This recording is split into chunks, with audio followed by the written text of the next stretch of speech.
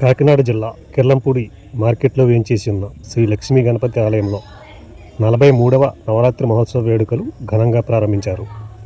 గన్నం సంతోష్ మహాలక్ష్మి దంపతులు పీటలపై ఆసీనులు కాగా, ఆలయ ప్రధాన అర్చకులు బాదంపూడి ప్రసాద్ శర్మ సారథ్యంలో బాదంపూడి సూరిబాబు, పిరాట్ల వెంకటశాస్త్రులు గణపతి పూజతో ప్రారంభించి పంచామృతాభిషేకం, శ్రీ లక్ష్మీ గణపతి అష్టద్రవ్య హోమము విశేషంగా నిర్వహించారు.